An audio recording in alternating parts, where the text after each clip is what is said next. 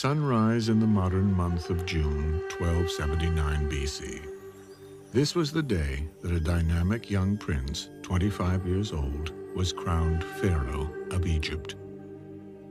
This was Ramses II. It was the beginning of an extraordinary time for this ancient land. During his long reign, which spanned some 67 years, everything was accomplished on a grand scale. No other pharaoh constructed as many temples and monuments as he did. No other pharaoh fathered more children. So inspiring was the reign of Ramses II that the kings that followed in his footsteps called him the Great Ancestor. But history recalls this pharaoh as Ramses the Great.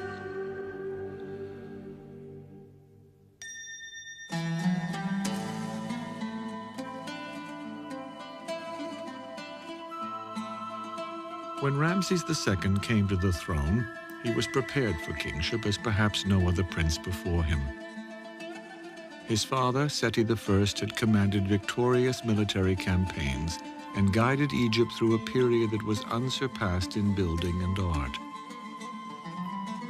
He was determined that his son would possess the education and military skills to ensure these traditions would continue once he had become pharaoh. As a boy, Prince Ramses rode alongside his experienced father in military campaigns in Libya and Syria. And because the hope of the new dynasty rested with him, the importance of producing heirs to perpetuate the royal family line was also impressed upon the prince. This was a royal task Ramses took on with a passion.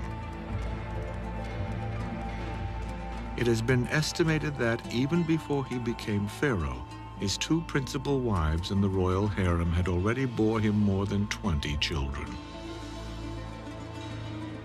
Egyptians married young, and so royal princes, before they came to the throne, would probably be married more or less as soon as it was feasible. And the idea would be that they would start producing children very soon. And there's really two reasons for that. One is, it's no good having one prince. That prince simply may not survive long enough to become the next ruler, so you've got to have a number. But the other thing is, the royal house was a kind of image of fertility and productivity for the Egyptians. And so pharaohs and princes tried to produce a lot of children. Ramses recounted the details of his early life in an inscription at his father's temple at Abydos. The all-powerful Seti himself made me great while I was a child. He equipped me with women, a royal harem, and placed those of the north and the south under my feet.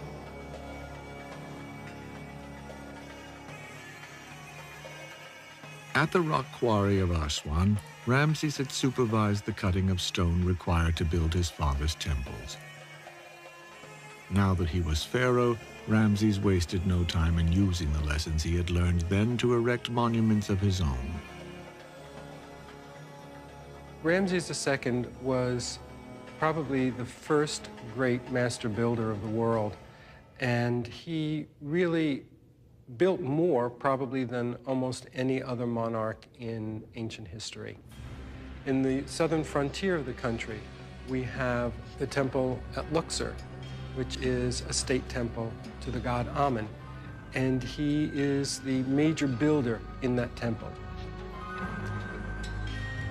It was here, at the Temple of Luxor, that a huge festival was mounted in his honor 2 months after his coronation. As a symbol of his gratitude, he commissioned a new gateway, obelisks, and the first of many colossal statues of himself. This is the upper part of an enormous statue of Ramses II that comes from a temple that he built at Abydos in southern Egypt. This is a very fine example of the traditional representation of the pharaoh in ancient Egypt as a kind of powerful adult male. And in this case, because the statue had been buried in the desert sand, it still retains a lot of its color and shows us how brightly colored Egyptian statuary and temples were, so that they really looked more like living entities than simply just stone-carved images. Under Ramses, the so-called hypostyle hall, started by Amenhotep III at the Temple of Karnak, was expanded and completed. Like all of the building projects of Ramses the Great, it is a marvel of ancient architecture. Its 134 columns form a veritable forest of stone, which once raised a ceiling to a height of 75 feet.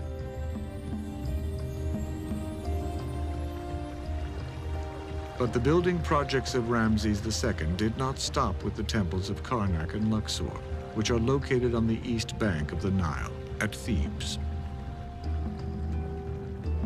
In accordance with Egyptian religious dictates, Ramses erected his mortuary temple on the side of the river where the sun sets, along the west bank. It was called the Ramesseum. It was a massive complex. Its construction required the labor of 3,000 stonecutters. Although today much of it lies in ruin, an ancient traveler, Diodorus of Sicily, described it as surpassing all other temples of its time. To protect his temple, two 60-foot-high granite statues of the pharaoh once stood here. The remains of one statue's upper torso and head still guards the site today.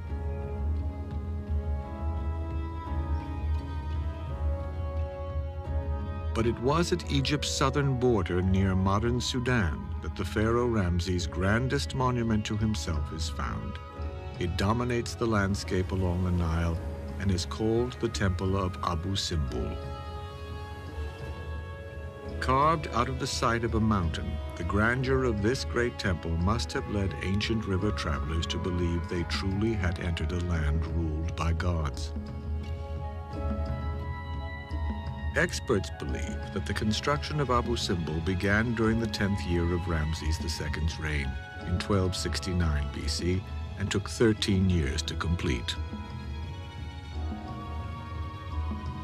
Although it was dedicated to the Egyptian gods Amen-Ra and Ptah, the enormous sandstone monument glorified the god King Ramses himself more than anything else. 4 colossal likenesses of the pharaoh gaze out across the Nile from a facade that appears to have grown right out of the earth. They are commanding figures that reach a height of 65 feet. If they could stand, these giants would be nearly 100 feet tall. By comparison, religious symbols and representations of his queens, children, and relatives are dwarfed. Abu Simbel is a miracle of engineering.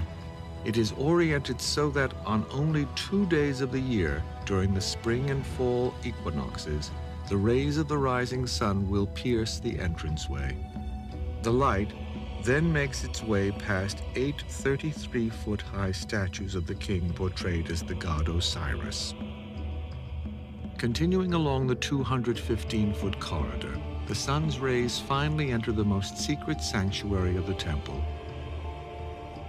Here the light illuminates the statues of 3 gods seated within.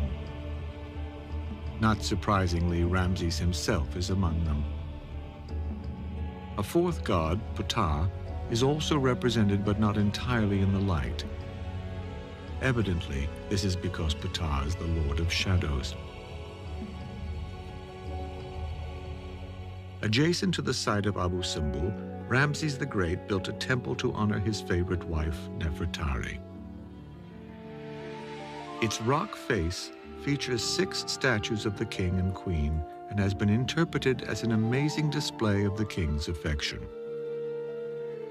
This was a great honor to be so closely associated with the pharaoh, and it is likely Queen Nefertari witnessed the dedication of her own temple at Abu Simbel.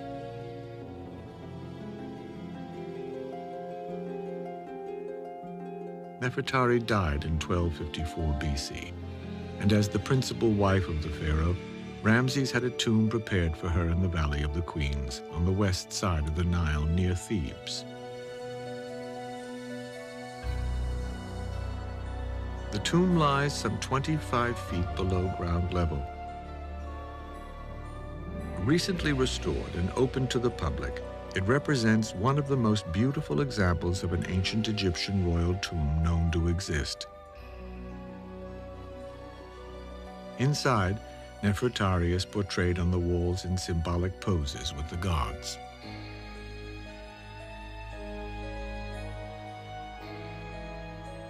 Around the same time as the Temple of Abu Simbel was being built, Ramses the Great began work on the new city called Per-Ambusu, a name that means domain of Ramses. Located in the northeast part of the Nile Delta, it has special significance. Hebrews had lived peacefully around the Nile Delta for 400 years, but concerned over their numbers, Ramses and his father before him may have forced them into the hard labor of constructing this new city. It is from here, around the year 1263 BC, that the story of the Exodus in the Bible probably took place. Ramses II is often associated with the Exodus. The details that are given about Egypt at the time, including naming a specific city, fit in with the later New Kingdom and the general period of Ramses II. And we know that there were many, many peoples brought in for various reasons during that time. So I would say that it's basically a true story. It's recorded only in the Bible because it was an extremely important event in history of the Hebrews. It would have been a minor event to the Egyptians of the day. Whether or not he was the great pharaoh of the Bible, there is little question that Ramses' vast building projects left no corner of Egypt without a reminder of his omnipotence. By erecting so many monuments to himself, Ramses raised his image to the status of a god.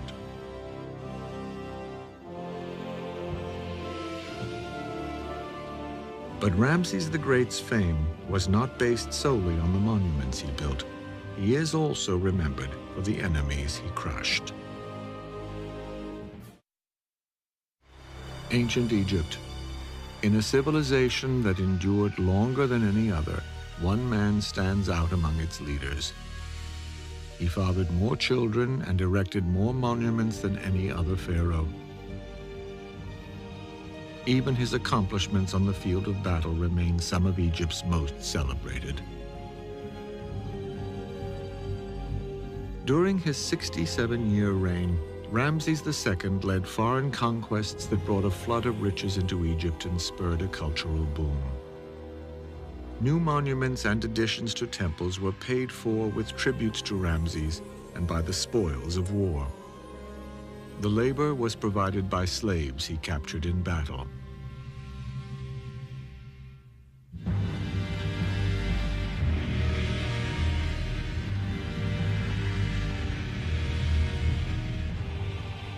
Northeast of ancient Egypt lay a vast desert frontier that is now modern Syria. Ramses' father, Seti I, had maintained control over the southern coastal regions of this land. However, a people known as the Hittites held sway in the outer areas and in a strategic city called Kadesh. During the 4th year of the reign of Ramses the Great, a revolt took place in the Egyptian-occupied area. Ramses was determined to retain the land his father had won for Egypt and use the opportunity to oust his enemies, the Hittites, from their stronghold once and for all.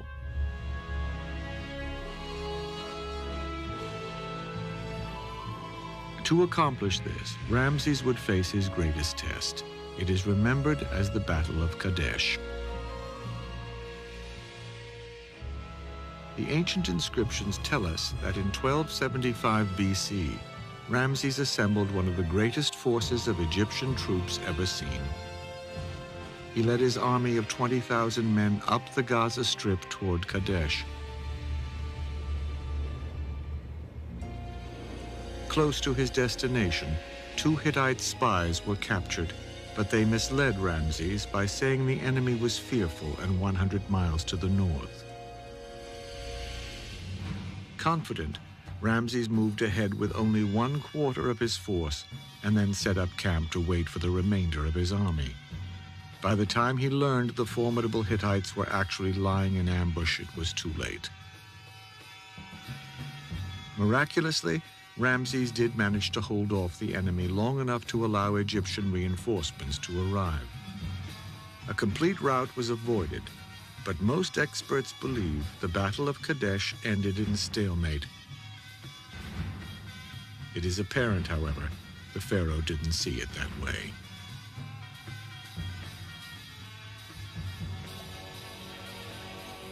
Ramses' tales of his triumphs at Kadesh are inscribed on the walls of the temples at Karnak, Luxor, Abydos, the Ramesseum, and inside Abu Simbel.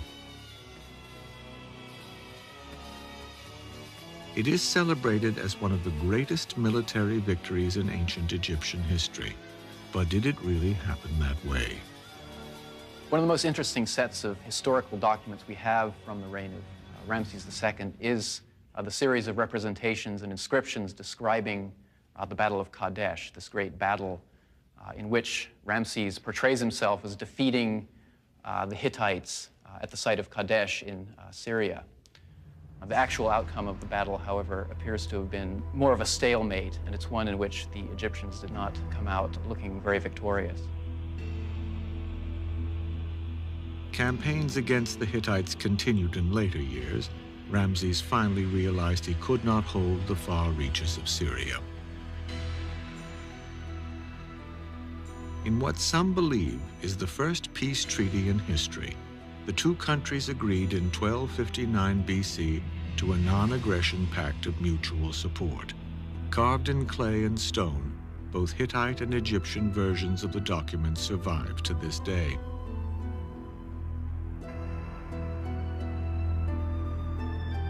Once peace had been secured, Ramses II married a Hittite princess to cement the treaty. His harem eventually grew to include royal ladies from Syria and Babylon.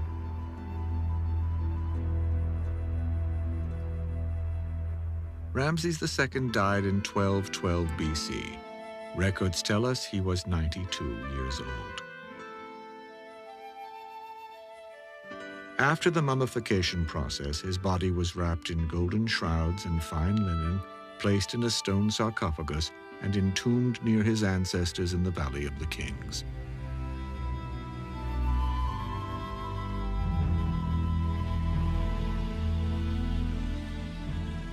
Despite all the provisions to ensure an everlasting afterlife, over the next 200 years, his burial site was repeatedly plundered by tomb robbers. Priests had to rewrap and move his mummy to other tombs to keep it whole. His final resting place was a simple cedar coffin. In 1881 AD, Ramses' mummy was found hidden away with the other mummies of the royal cache at Dar el-Bahari near Queen Hatshepsut's temple.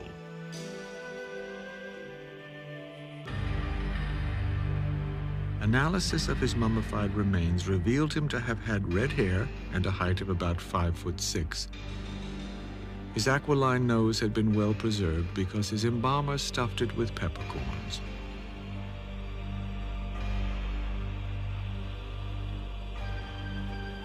The inability for Ramses to find peace after death was symbolic of what lay ahead for Egypt. The country was beginning a long and fitful decline.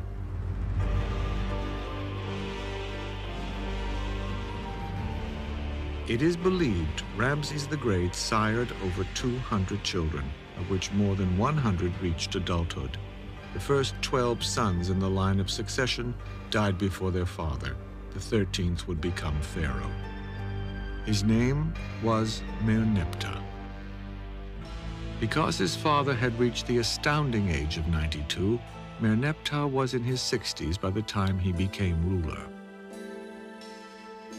Although he did wage successful military campaigns against the Libyans and Nubians, his 10-year reign was too short for him to equal Ramses' achievements.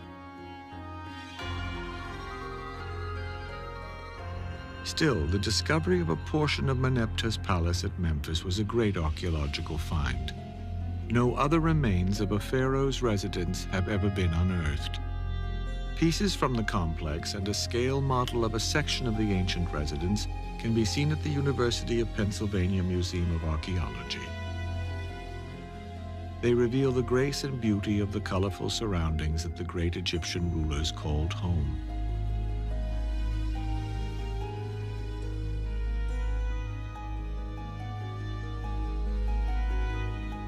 The incised carvings on these actual fragments from the palace depict the pharaoh in symbolic royal poses. On this fragment, we have depicted Merneptah standing in front of the creator god Atum, this figure on the right. And Atum is conferring the crook and flail, the symbols of kingship, upon Merneptah, who's represented here with the Atef crown and holding this Rekhet bird, a lapwing bird, which symbolizes the people of Egypt. Hieroglyphic inscriptions on the palace gateway describe accompanying scenes depicting Merneptah's link to the gods and power as pharaoh. The text reads, "Granting to you the crook and flail and millions of years of rule." So this is a very condensed and very nice statement on the divine interaction of the king and the way his kingship was conferred upon him by the gods. The glorious high water marks of the 19th dynasty pharaohs were history by the time Merneptah died in 1202 BC. But the story of the greatest pharaohs did not end there. Before it would draw to a close, the name Ramses was heard across nations and represented the might of Egypt one more time. And a queen called Cleopatra became the center of a drama that captivated the world. Below the foothills of the mountains which conceal the Valley of the Kings stands a mortuary temple at a site called Medinet Habu. It is the best preserved of all the temples at the ancient city of Thebes, and the only one in Egypt where the existing hieroglyphs, reliefs, and architectural layout have been completely documented and translated. Its builder was Ramses III, the second pharaoh of the 20th dynasty, who took power in the year 1182 BC. His connection to Ramses the Great was in name only. They did not descend from the same bloodline. Ramses III inherited a stable Egypt, a nation at relative peace. But 8 years into his reign, he would be compelled to face an enemy that would put his world in turmoil.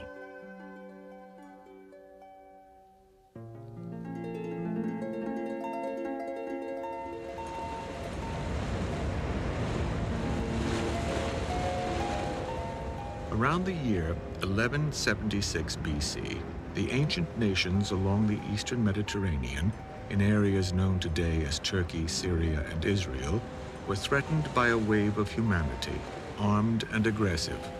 These invaders were collectively and curiously known as the Sea Peoples. During the reign of Ramses III, from his mortuary temple at Medinet Habu, we have one of the longest historical texts from pharaonic history, which is the depiction of the invasion and defeat of the Sea Peoples.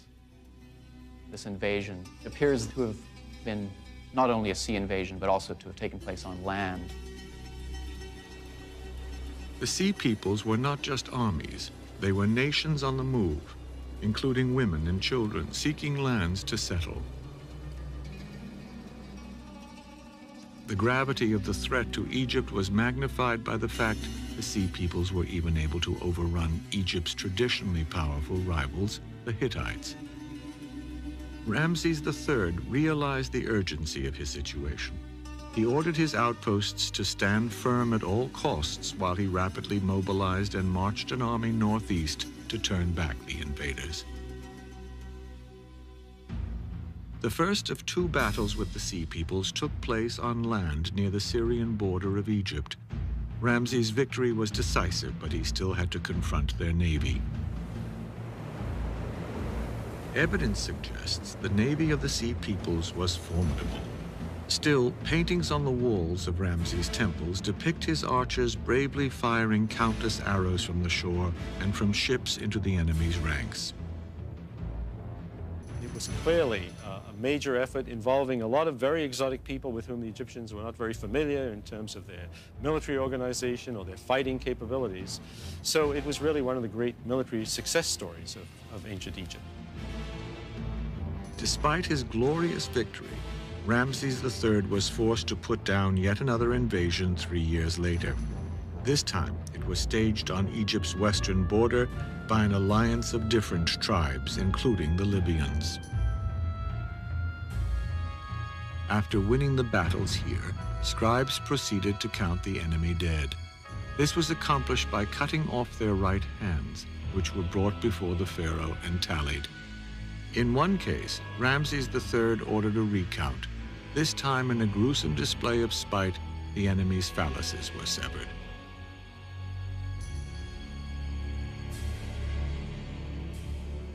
Ramses III had once again saved the nation, but then, in an ironic twist of fate, an assassination attempt was made upon his life. We actually have the records of the official inquiry, which was set up to inquire into his assassination. And there's a certain amount of debate as to whether it was an attempted assassination and he survived, or whether it was successful and this is the aftermath. The instigator of the plot to kill the king was a secondary queen named Tai.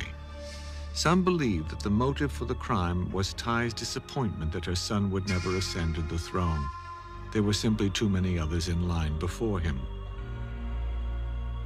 Her plan may have been to kill Ramses so that her side of the family could usurp the normal line of succession and seize control of Egypt. But it seems one of the conspirators had second thoughts and let the secret out.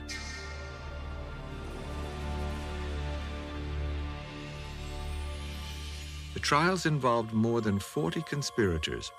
After being found guilty, 6 of the condemned committed suicide in the court. They died in sight of all those present. Their alternative would have been a slow and painful public death on a sharp, impaling rod. Others, found guilty of lesser involvement, had their ears and noses cut off. Whether or not the assassination attempt was successful, it is certain Ramses died before the verdicts were handed down. The shameful end to his 31-year reign foreshadowed troubled and chaotic times for Egypt. After Ramses III and his successors, you get this period of political breakup and social stress.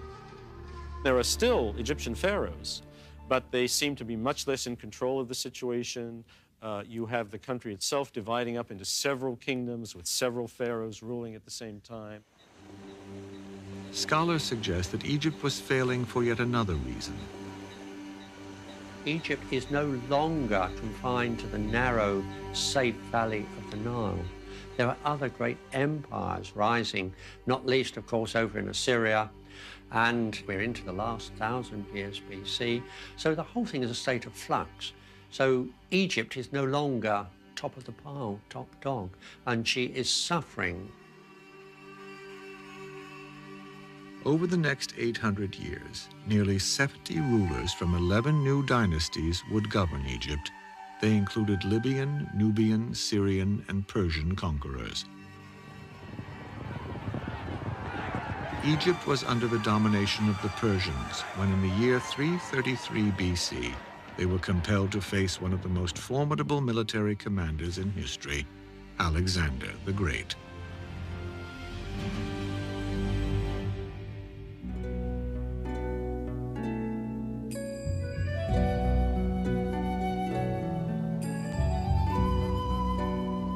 Alexander the Great was the son of King Philip II of Macedonia, who would become the dominant power in Greece at the time. Educated by the Greek philosopher Aristotle, young Alexander rose to power in 336 BC, after his father was assassinated. He immediately turned his attention to the task of defeating the Persians, who had threatened Greece for over 200 years. The Greeks fought their way southward until finally, at the age of 25, Alexander decisively defeated the king of Persia, coercing the king's forces to flee occupied Egypt.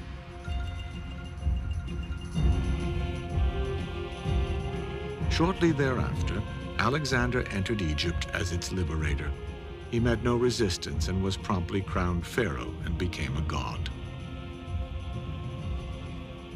Alexander was a highly intelligent individual, and in no country is his political acumen more concretely displayed than in Egypt. Certainly to his troops, while he was, of course, a king and a great warrior and a great man, he was not a god. However, he and his advisors were intelligent enough to see that if he was going to be able to control Egypt, he would have to assume the mantle of the Egyptian kings and be worshipped as a divinity. Although Alexander was now pharaoh of Egypt, his destiny lay elsewhere. Shortly after founding the city of Alexandria and naming it the capital of Egypt, he continued to conquer foreign lands as far away as India.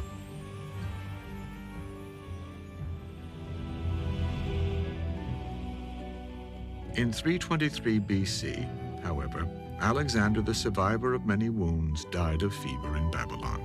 His empire, the largest the world had ever seen, was divided amongst his generals.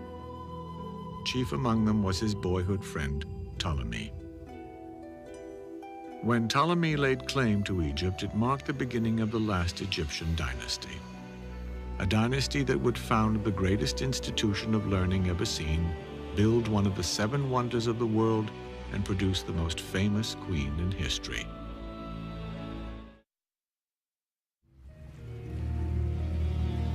Hidden beneath the harbor of the ancient city of Alexandria are clues to mysteries that have gone unsolved for over 2,000 years. Rulers of empires once strolled along these paths.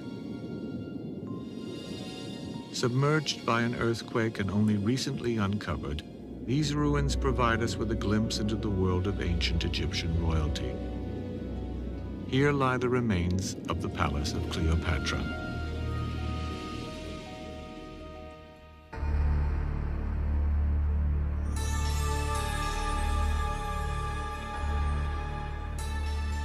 The final chapter in the story of the greatest pharaohs began in the year 323 BC. It was in that year Alexander the Great's general, Ptolemy I, laid claim to Egypt. Later he crowned himself pharaoh and became the first king of the 32nd dynasty, the Egyptian dynasty of the Ptolemies. The Ptolemies were a fairly successful line of Egyptian pharaohs in the sense that they maintained a prosperous country through most of the period of their rule. They maintained the traditional religion as well as practicing Greek religion. There are lots of temples in which the walls are covered with traditional images of the Ptolemaic rulers. So it is the last great phase of Egyptian kingship, actually, and it's not an inglorious ending. Like the great pharaohs before them, the Ptolemies were builders. They are best remembered for their monument to learning, the Alexandria Library.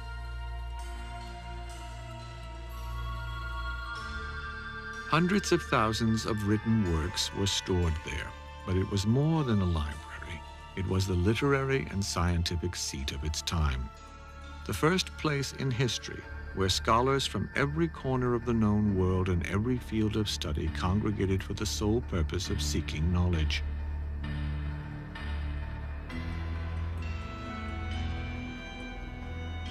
The Ptolemies also built the lighthouse of Alexandria, similar in design to the smaller lighthouse which they also built. It was the last of the 7 wonders of the ancient world.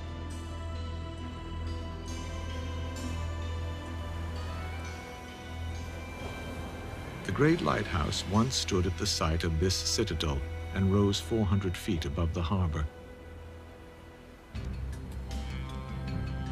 Its beacon was was created by huge fires that were visible to sailors more than 100 miles out to sea.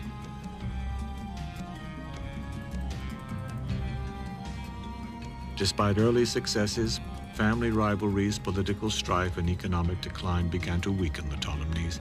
Eventually, the ever-increasing power of Rome determined the fortunes of Egypt.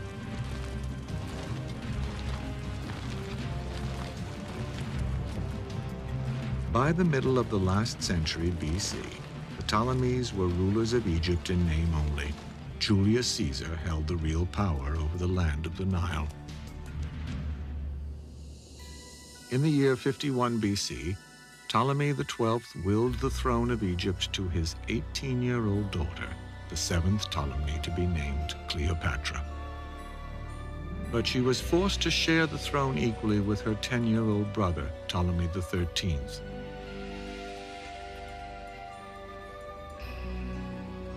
Cleopatra was born in 69 BC. She spoke 7 languages and was the only one of the Greek pharaohs capable of speaking Egyptian.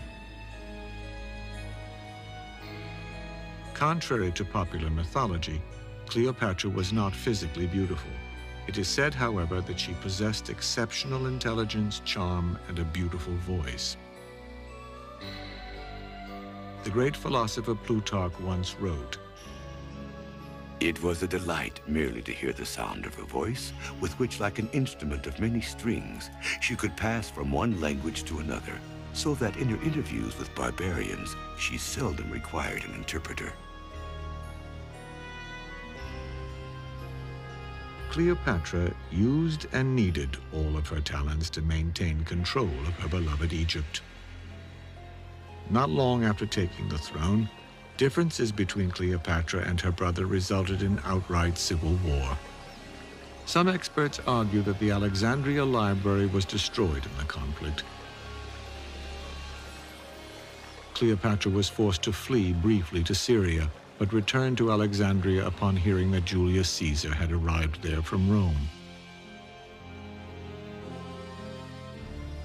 She realized, with the growing power of Rome in the Mediterranean world, that there was very little hope of her maintaining her status as Queen of Egypt. So much so, when Julius Caesar came to Egypt, as we all well know from the many plays and scenarios written subsequently, she beguiled him. Wrapped in a carpet, Cleopatra's servants smuggled the queen into Alexandria and carried her up to Caesar's quarters. The carpet was presented as a gift, and when it was rolled out, the Queen of Egypt was revealed. Caesar was enchanted, and Cleopatra gained the ally she needed. Defeated, her brother Ptolemy XIII mysteriously drowned.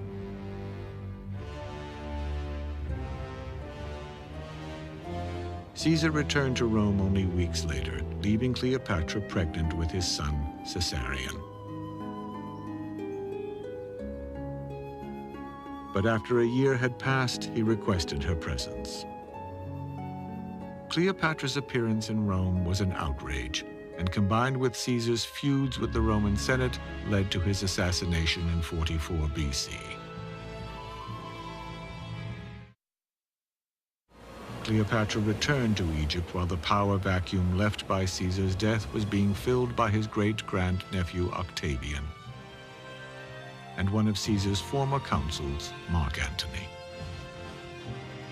But their joint rule proved to be unworkable, and Mark Antony began to look to Egypt and Cleopatra for support. When Antony and Cleopatra met, her charm and ability to discuss subjects reserved for men captivated yet another Roman general.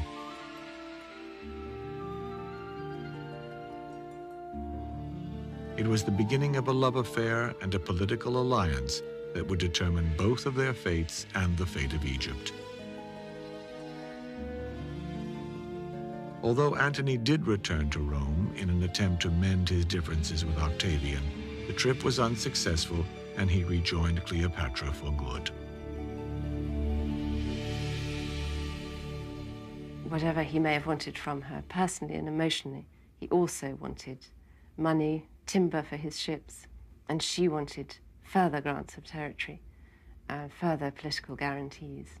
They were always allies as much as they were lovers. Mark Antony was committed to Cleopatra and the 2 children she had bore him. He proclaimed that Caesarion, her son by Julius Caesar, was the legitimate heir to the leadership of Rome, and presented Cleopatra with gifts of Roman land. We have the situation of a noble Roman, a great Roman general, at one point giving away parts of the Roman Empire to an Eastern queen, and that was not to be tolerated by the Senate in Rome. That's why Mark Antony was declared public enemy #1. Manipulating these feelings to his benefit, Octavian obtained the backing of the Roman army and declared war on Antony and Cleopatra.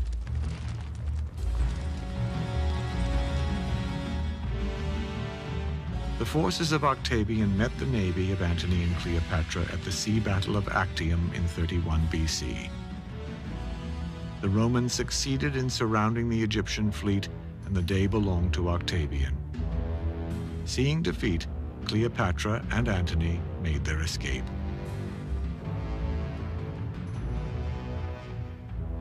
Within a year, the Roman fleet entered Alexandria's harbor, and the Egyptian forces surrendered. Mark Antony knew what his fate would be, and he took the noble Roman way out. He fell upon his sword and committed suicide. Cleopatra knew what her fate would be. Golden chains on her wrists and ankles in a great triumph in Rome. She couldn't beguile Octavian as she had been so successful with Mark Antony and with Julius Caesar. Octavian intended to be master of the Roman world. Ancient sources tell us Antony died in Cleopatra's arms. She too was prepared to die by her own hand. Cleopatra gave orders to have a poisonous snake brought secretly to her. With her servants in attendance, the serpent coiled around her arm and executed a fatal bite. Cleopatra was 39 years old. It may not have been such a bad kind of death. It was actually a fairly normal form of capital punishment in Egypt at the time. So Cleopatra would have known what it was like to die this way. The moment Cleopatra took her last breath, the age of the Pharaohs was over. It was a fitting end to one of the greatest love stories of all time, and for the ancient Egypt civilization that lasted longer than any other.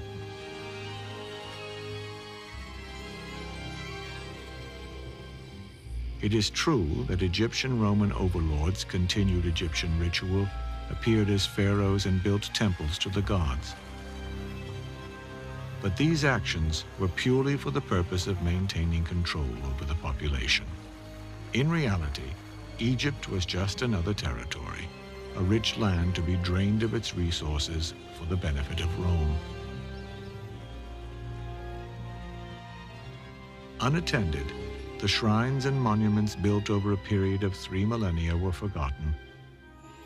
What wasn't defaced or looted lay helpless against the relentless wind and sand. Their colors were erased and their forms buried beneath the surface of the desert.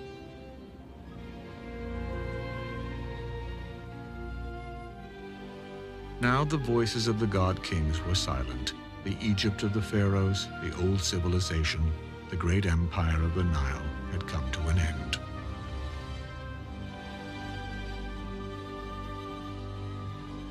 But after all attempts by man and nature to destroy what the ancients had built, the legacy of the kings and queens of Egypt has survived. Their faces testify to the ageless glory of human nature and reveal how little it has changed since the time of the god-kings, the giants, the greatest pharaohs.